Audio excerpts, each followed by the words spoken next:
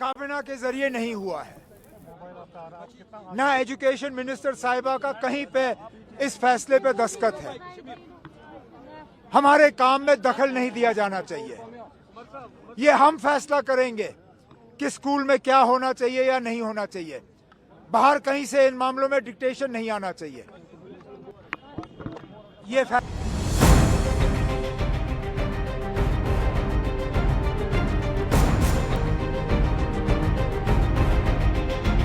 उमर अब्दुल्ला के इसी बयान के बाद सियासत में बवाल मच गया है।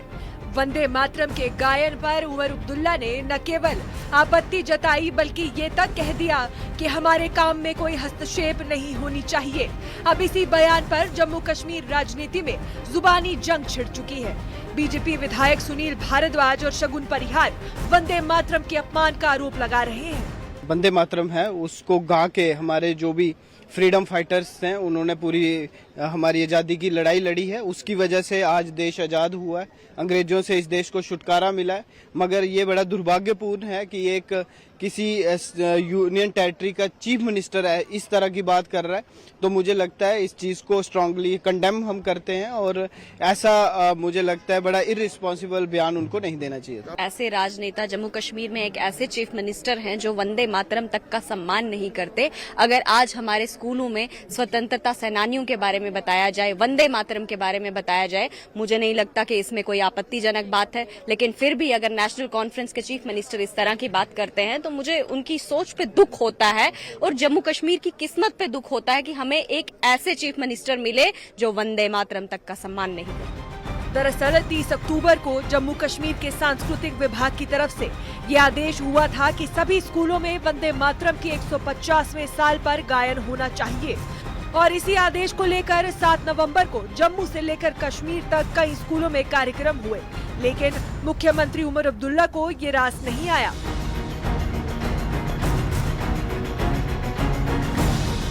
इस आदेश के बाद जम्मू कश्मीर के कई धार्मिक संगठनों के गठबंधन MMU ने कड़ा विरोध जताया और इस जबरदस्ती वाले आदेश को वापस लेने की मांग की थी। MMU ने स्पष्ट किया था वंदे मातरम गाना या उसका पाठ करना गैर इस्लामी है क्योंकि इसमें भक्ति के ऐसे भाव हैं जो इस्लाम के मूल विश्वास के विपरीत है।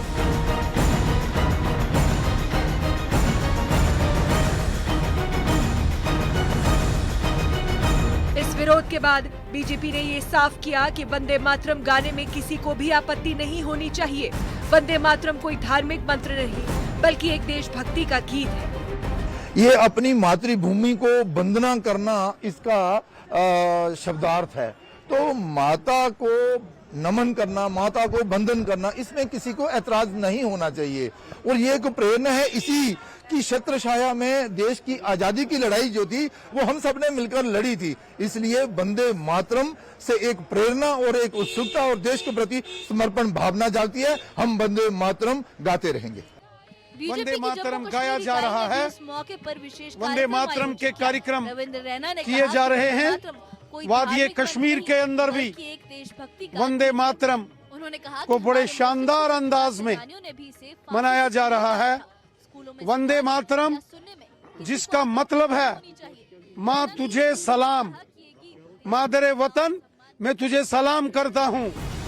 एक तरफ तो प्रधानमंत्री मोदी ने वंदे मातरम के राष्ट्र निर्माण की आत्मा बताया है तो वहीं दूसरी तरफ उमर अब्दुल्ला की ये आपत्ति कई सवाल खड़े कर रही है कि क्या राष्ट्रगीत के सम्मान में सियासत होनी चाहिए।